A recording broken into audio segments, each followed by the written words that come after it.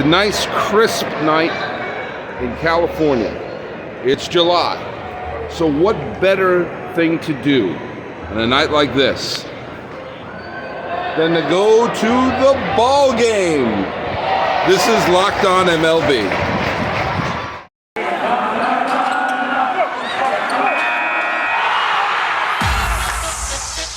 You are Locked On MLB.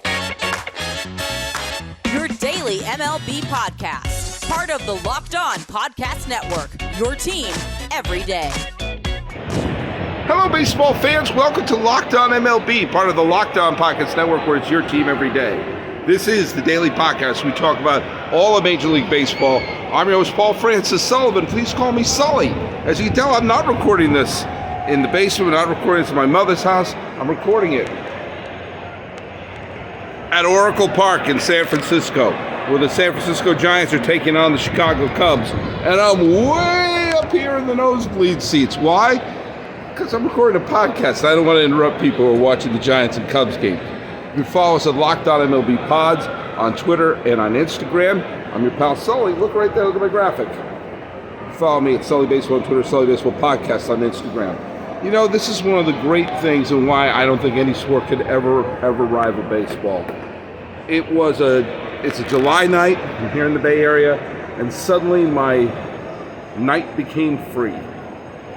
No family obligations, nothing scheduled, nothing going on. And when you're in a place like the San Francisco Bay Area, like I am for the next few days, you're like, I wonder if a team is playing. Because the beauty of here, at least for the next few years, is if one team's playing, if one team's on the road, the other team's probably here. It's quite seldom that both the A's and the Giants are away at the exact same time. So, with everything, my kids unavailable, family scattered about, I checked the San Jose Mercury News and said, hey, Giants are in town. And I'll tell you something. From Palo Alto, which is the town where my mother lives, which is in the peninsula, you just hop on the train, take the train right to here. Get off, there's no parking. I didn't drive my car. Hopped on the train, no traffic going up 101. Just go take the train. Train delivers you right. I can't tell you what just happened because I don't have the express written consent of Major League Baseball to describe the events that just occurred. It was pretty cool. You just get off the train, and the train is, 2 blocks away on King Street? And you walk up here, and you're in this magnificent stadium. And I'll say it. This is the best stadium in baseball. Right here. Oracle Park, which is, I guess, what they're calling it now. Not the best name. I liked it better when it was called Pac Ballpark, because at least that had a certain rhythm to it. But it's called Oracle Park now because there's so much money in tech companies floating here in the Bay Area. But this is the best stadium, and I'll tell you why. First of all, it looks beautiful. It fits perfectly in the China Basin. In this area, I remember when this stadium was brand new. I used to go to games at Candlestick Park when I was in high school in the Bay Area. And so I remember when this place was being built. So I still kind of think of this as a relatively new park, but it opened in 2000. So we've had 22, 23 seasons in this ballpark. So it's not really a new park anymore. Using the rule of 7, if you're a 30-year-old Giant fan, you don't really remember the stick. And you know what? You didn't miss much. That place stunk. But when you see the place, when you see the brick architecture, you see all the statues of Willie Mays and Juan Marichal and everyone there, it feels like it's been part of China Basin forever. It just fits in perfectly. The way Fenway Park does, the way that Wrigley Field does. It's hard to believe that this is a 21st century ballpark because it just it doesn't feel like it sticks out. It's like this section of the bay was made perfectly for this ballpark. The architecture is great, and it also has right over there, is McCovey Cove, which is the inlet of the San Francisco Bay, which has the single greatest relatively new tradition in baseball, which is all of the, sorry, I got to stretch my arm out a little bit. It's a little windy up here too. I may move down a row or two. But it has all the boats that come up there. There's not a lot of boats here. It's actually kind of a chilly night in San Francisco. There's only a handful of boats there. But on a day game, you got all the people, or during a playoff game, you have all the people in their kayaks and canoes and all sorts of boats coming out there, and they're trying to get the baseballs that land in there. And it's just a beautiful thing, and it is an organic tradition. The nooks and crannies of this field are not contrived. It's shaped like this because this is where it fits in with the bay. But I'll tell you the other great thing about it. It has all of the modern conveniences. Look I grew up in New England. I have nothing but fond memories of Fenway Park. Try going there now. The seats are too narrow. The rows are too narrow. It feels very cramped when you go there. Here, the concourses are wide. I walked all the way around the stadium before I started recording this.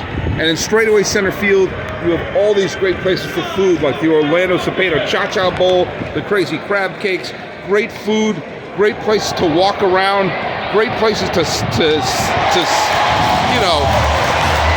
people watch. And it's designed perfectly for that, for all the modern conveniences. I'll tell you the other thing they did right. This is a privately funded stadium. Yes, they had public money for things like the train station and some of the infrastructure around it. But, good Lord, there is so much money. They're doing the kiss cam. I don't like the kiss cam. I'm going to pause it for a second. I don't think we have the rights to this music. All right, I knew we could get the Frank Sinatra rights. There's so much money in the Bay Area that this was, investors built this place. This wasn't a taxpayer fiasco. And whenever I hear about, they're going to fleece this city or that city, there's no reason to do it. There's money is tight enough in cities as it is. Trust me, I'm a public school teacher when I'm not a podcaster, and I can tell you that taxpayer money isn't exactly flowing to all the places where it should be. And so, what if it's such a great investment for cities and everything like that, then why wouldn't real investors take place there? It's the thing that drives me crazy about there's so much money here in the Bay Area, and the Oakland A's can't seem to get enough investors to put a team together, to build a stadium. But I digress. They did it right here. They found the perfect place. They found the ideal spot. They didn't build in San Jose. They didn't build in Santa Clara. They didn't build in some of the other places they were threatening to build. They didn't build a dome. They didn't build a cookie cutter park. We got this miracle of a ballpark here. Hey there, Locked On MLB fans. It's H-Town Wheelhouse. When you're gearing up for the fall, you need the right people on your team to help your small business fire on all cylinders. LinkedIn Jobs is here to make it easier to find the people you want to talk to faster and for free. Create a free job post in minutes on LinkedIn Jobs to reach your network and beyond to the world's largest professional network of over 810 million people. Then add your job in the purple hashtag hiring frame to your LinkedIn profile to spread the word that you're hiring so your network can help you find the right people to hire.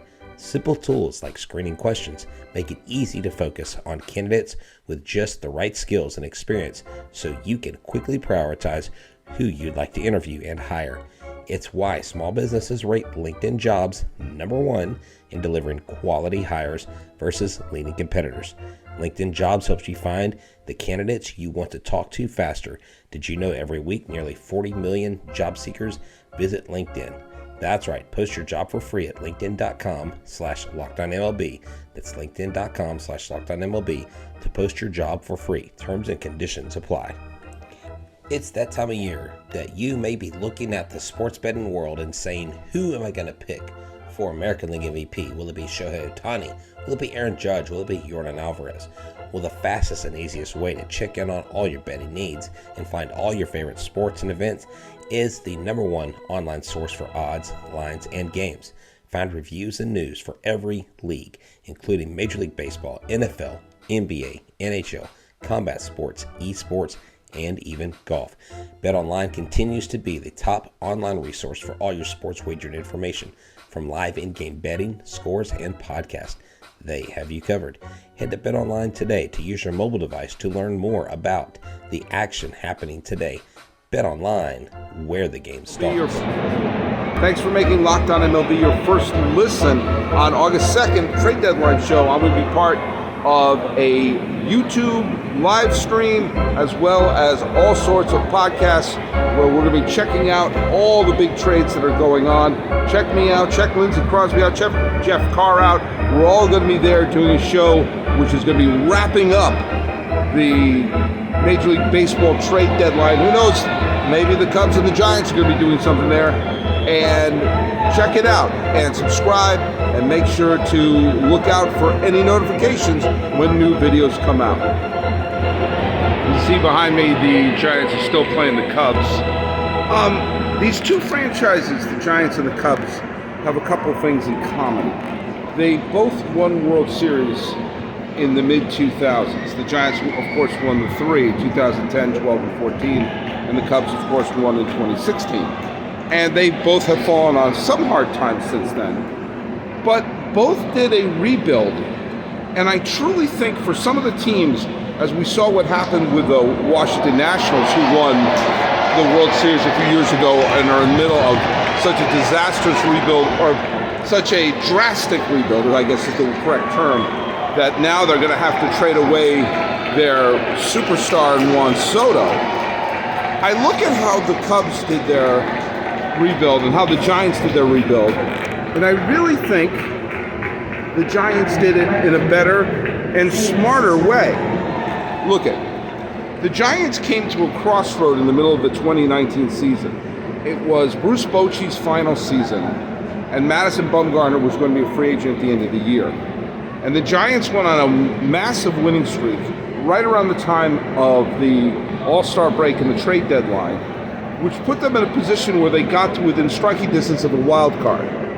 And the Giants front office was simply salivating at the prospect of doing a massive teardown of the team and trading away Madison Bumgarner, who would have been a tremendous trade chip, amongst other people.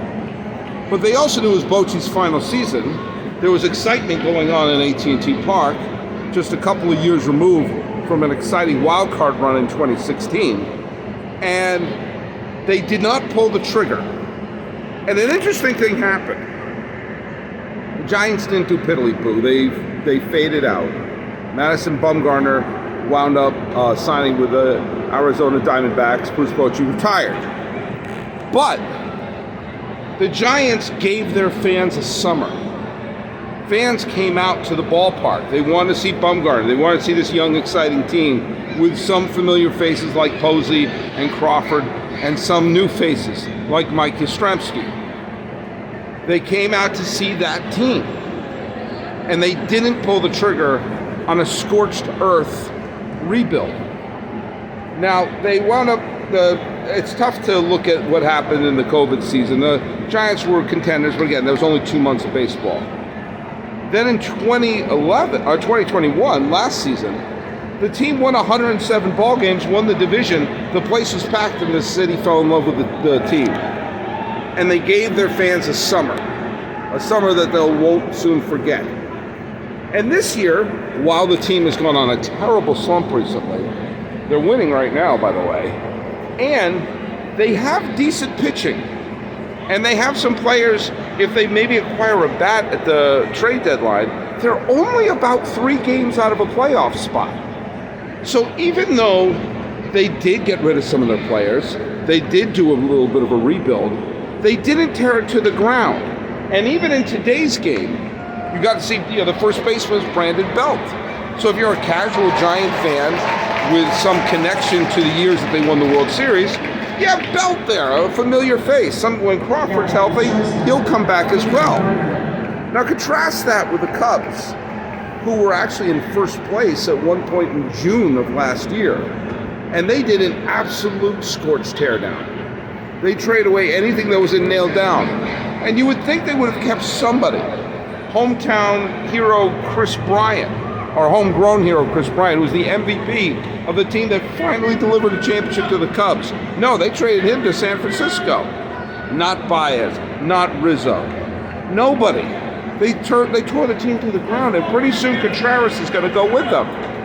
If you're a Cub fan showing up from some memory of 2016, there's virtually nothing to cling to with this team. And I'm not saying keep the team together for an unbelievably long period of time like the Philadelphia Phillies did after they won the 2008 World Series. But there's got to be a gray area, and I think the Giants did the gray area. They were smart. They made some smart acquisitions. They didn't sign players to super long deals, but they kept trying to put a product on the field with the mindset of, hey, we're here to create summers. We're here to create magical memories for our fans. It's ridiculous. It is absolutely ridiculous. Whoa, something happened. It's absolutely ridiculous that the Chicago Cubs did the tear down the way they did, where there's nothing left for the team that wasn't that long ago. You couldn't have kept Baez, you couldn't have kept Rizzo, you couldn't have kept Bryant, you couldn't have kept somebody for fans to sort of cling to with this team, and also to put a product on the field. They were a quality team until they had a slump in June, and the minute they had that slump, they blew the team up. They won the World Series in 2016. They made it back to the NLCS in 2017. They were a playoff team in the wild card game in 2018. They were a division winner in 2020. So it's not like this was a team that was on a massive slide to oblivion. But here we go. They totally blew the team up. The Cubs, one of the wealthiest teams in baseball, one of the big market teams in baseball, couldn't keep that together.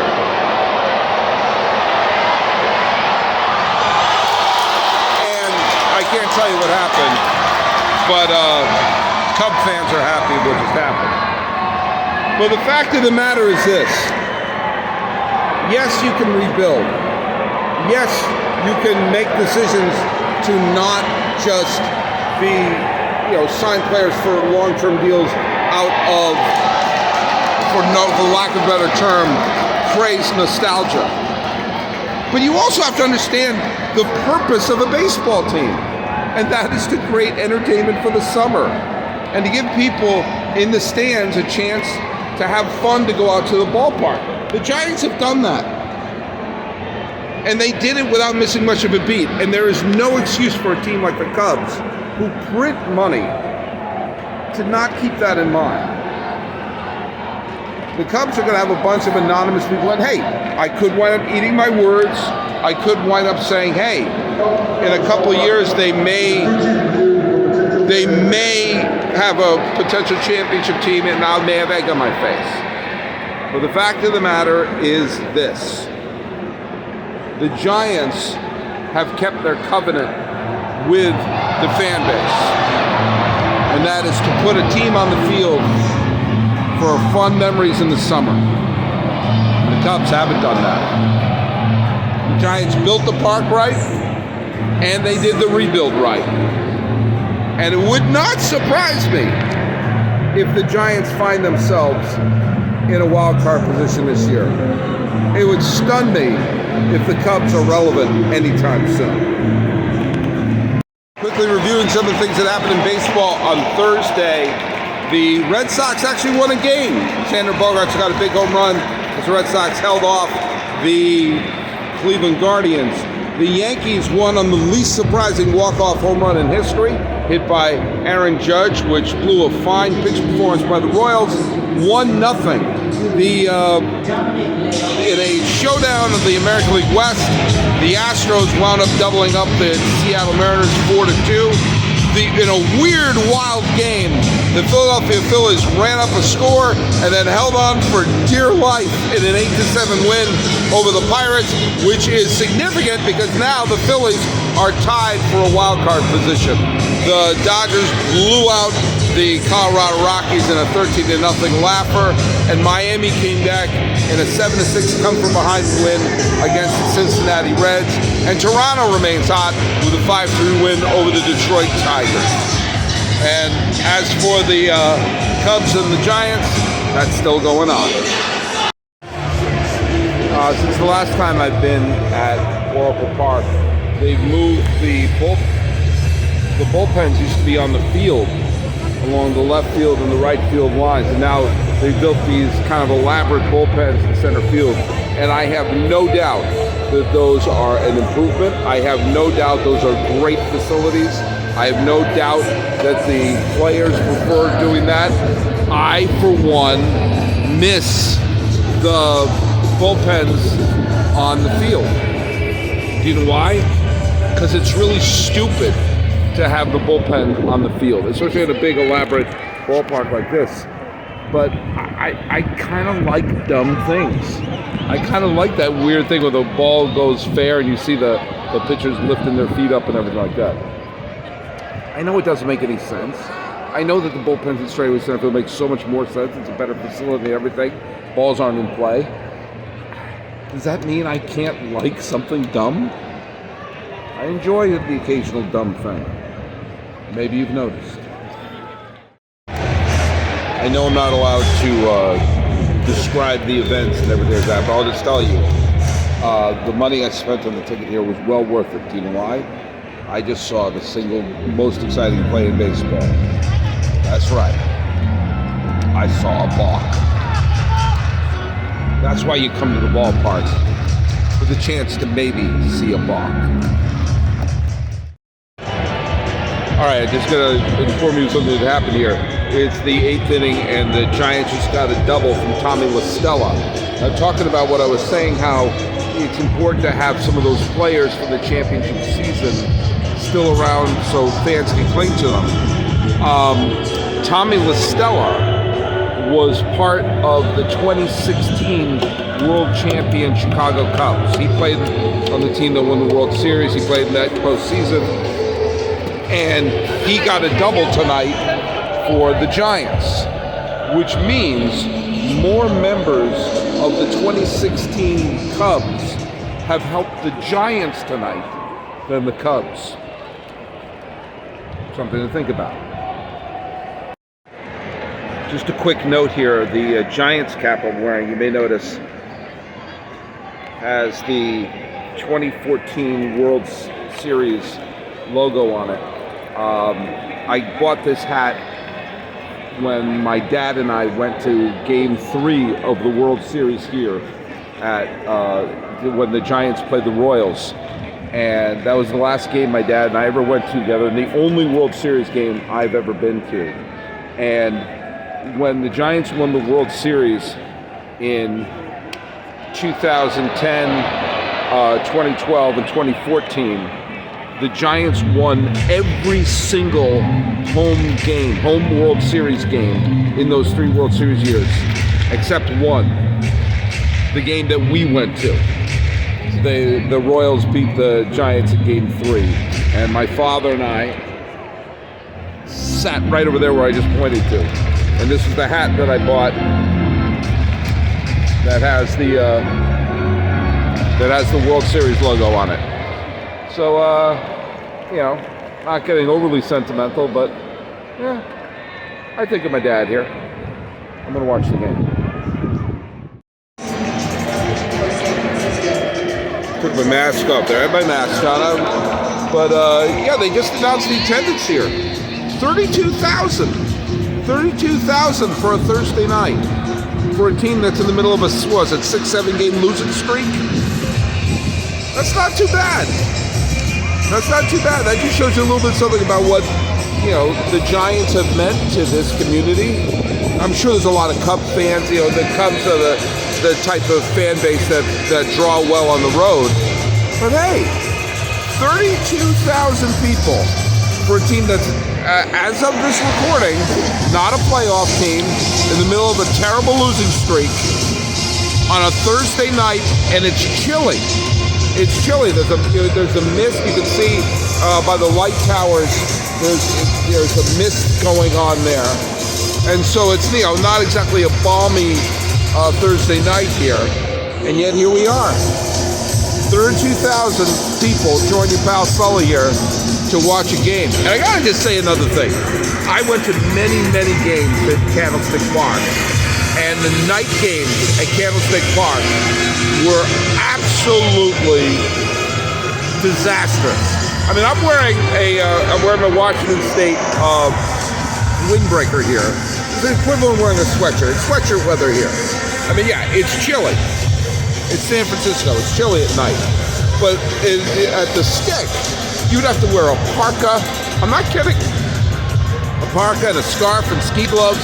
And here you wear a windbreaker or a nice sweatshirt. I know my mother, who can't stand the temperature ever being below 90 degrees, would act like I'm currently in Nanook of the North. But the fact of the matter is, we're here on the bay. It's chilly, but it's not disastrous. And we got 32,000 people here. You didn't get 32,000 people at the Stick unless it was a playoff game. You got 32,000 across the bay in Oakland, even if it is a playoff game. Anyway, let's see what happens in the game here. You already know. 32,000 on a Thursday for a team in the middle of a terrible losing streak. That's pretty good.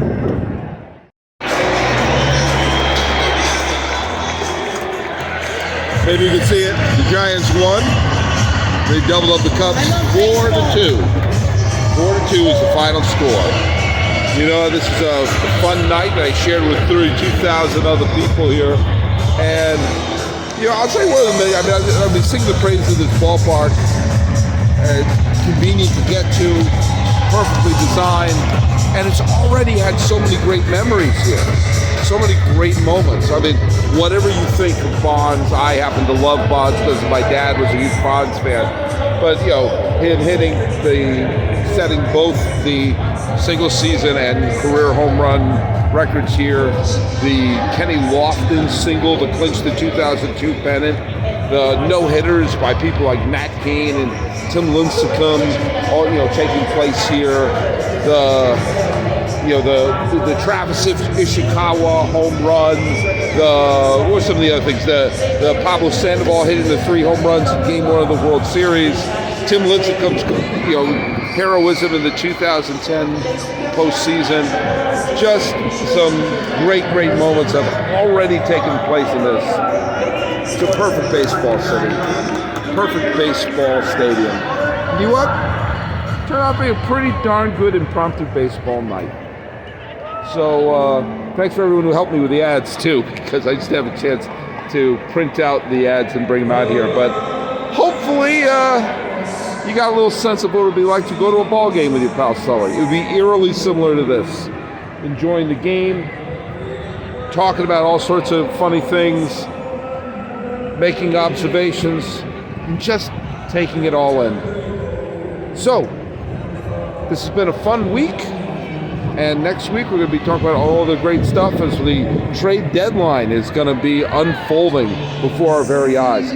So follow us at Locked On MLB Pods. Same handle for Instagram. I'm your pal Sully. I'm at Sully Baseball on Twitter, Sully Baseball Podcast on Instagram. Leaving my heart in San Francisco and leaving my podcast for you. This has been Locked On MLB. I am your host, Paul Francis Sullivan. Please call me Sully.